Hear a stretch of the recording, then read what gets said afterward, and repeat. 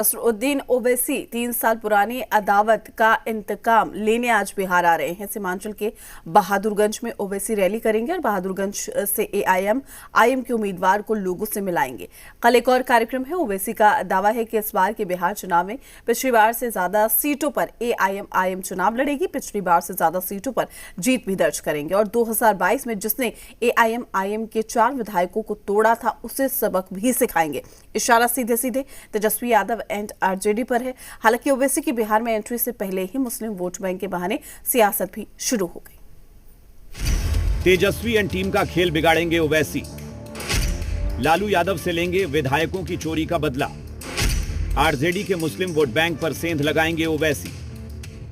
असदुद्दीन ओवैसी की party AIM Bihar चुनाव में बड़ा खेला करने की तैयारी में है। इस बार के चुनाव में खुद ओवैसी ने मोर्चा संभाल लिया है और ओवैसी इसकी शुरुआत मुस्लिम बहुल सीमांचल से करने वाले हैं। ओवैसी 3 मई को 2 दिवसीय बिहार दौरे पर आ रहे हैं। 3 मई को ओवैसी की मुस्लिम बहुल किशनगंज के बहादुरगंज में रैली है। 4 मई को एक और कार्यक्रम है। हम बिहार चुनाव लड़ेंगे और अच्छी तरह से लड़ेंगे। हम बहादुरगंज से हमारे कैंडिडेट का अनाउंस भी कर दिए।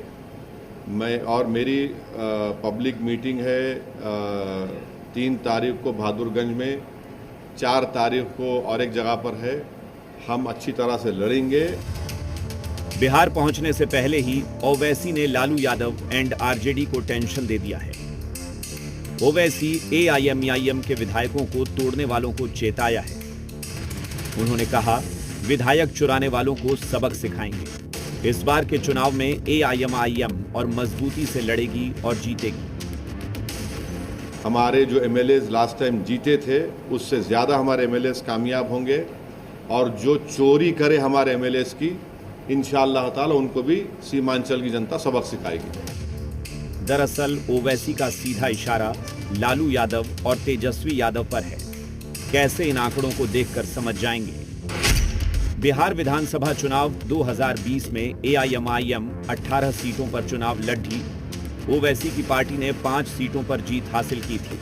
कई सीटों पर वोट काटने से आरजेडी के उम्मीदवारों की हार हुई। बाद में आरजेडी ने ओवैसी के 5 में से 4 विधायकों को तोड़ लिया। बायसी से एआईएम के विधायक सैयद रुकनुद्दीन अहमद, जोकीहाट से शाहनवाज आलम, कोचा धामन से मोहम्मद इजहार असफी, बहादुरगंज से मोहम्मद अंजार नईमी आरजेडी में शामिल हो गए। यानी ओवैसी और लालू यादव तेजस्वी यादव में सियासी अदावत की शुरुआत साल 2020 में ही हो गई थी। 2022 में लालू यादव और तेजस्वी यादव ने एआईएम के 4 विधायकों को तोड़कर इस पर मुहर लगा दी। उस वक्त ओवैसी चुप रहे। सिर्फ अमौर सीट से बचे विधायक अख्तरुल ईमान को पार्टी की कमान सौंपी।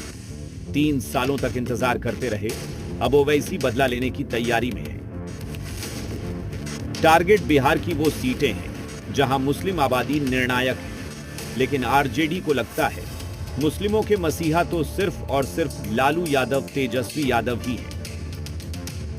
चाहे जितना भी झंझावत हो, चाहे जितनी भी कठिनाइयां हो, लालू जी और तेजस्वी जी ने उसको झेलते हुए भी फिरका प्रस्तावकों के खिलाफ, फिरका प्रस्तावकों को सामने से चैलेंज करने का काम किया और भारतीय जनता पार्टी और आरएसएस के विचारों को बिहार में कभी भी चलने नहीं दिया। इसी वजह कर ओवैसी साहब को पता होना चाहिए कि बिहार के मुसलमानों का विश्वास लालू जी और तेजस्वी जी पर है। एआईएम प्रमुख असदुद्दीन ओवैसी और तेजस्वी यादव एक ही थाली के चट्टे बट्टे हैं। इनकी बुनियाद में ही ठगी और धोखेबाजी है। ये झूठे सपने दिखाकर जनता को ठगते हैं और इसके बाद आपस में भी ठग विद्या चलाते हैं। वैसे तेजस्वी जी के बारे में ओवैसी साहब ने जो कहा वह 16 आने सही है। चोरी और ठगी राजद का इतिहास रहा है। लालू यादव की पार्टी के बाद सबसे ज्यादा मुस्लिम वोटों पर कांग्रेस की पकड़ मानी जाती है। यानी ओवैसी ज्यादा सीटों पर बिहार में चुनाव लड़ेंगे तो नुकसान कांग्रेस को भी हो सकता है। लेकिन कांग्रेस को लगता है ओवैसी बीजेपी की बी टीम है। बिहार के मुसलमान ओवैसी की बातों में नहीं आएंगे तो जेडीयू कह रही है मुस्लिमों के असली नेता तो सीएम नीतीश कुमार है। ओवैसी जी की बातों में अब कोई आने वाला नहीं है। उन्हें मालूम है कि बिहार में वे आते हैं राजनीतिक लाभ के लिए और किसके इशारे पे वे काम करते हैं ये अब बिहार के मुस्लिम भाई जान चुके हैं। इसलिए ओवैसी साहब जितने भी गाल बजा लें, लेकिन अब उनका दाल सीमांचल सहित पूरे बिहार में नहीं गलने वाला है। मुसलमान समाज बहुत बेहतर समझ रहा है और जिस तरह से वक्फ संशोधन बिल पास हुआ उसके बाद से अक़लियत समाज का रुझान नीतीश कुमार जी के नेतृत्व में एनडीए के साथ है। बिहार में 17% मुस्लिम आबादी है। सीमांचल के ज्यादा सीटों पर मुस्लिम वोट बैंक निर्णायक है। मिथिलांचल में भी कई सीटों पर मुस्लिम वोट बैंक की किंग मेकर है। ऐसे में ओवैसी अगर ज्यादा सीटों पर चुनाव लड़ेंगे और मुस्लिम वोट बंटा तो महागठबंधन का नुकसान तय माना जा रहा है। यानी ओवैसी हारकर भी विधायकों को तोड़ने वालों से बदला ले लेंगे। सन्नी, जी मीडिया, पटना। जाति जनगणना को लेकर शुरू हुई सियासत थमने का नाम नहीं ले रही है। लालू यादव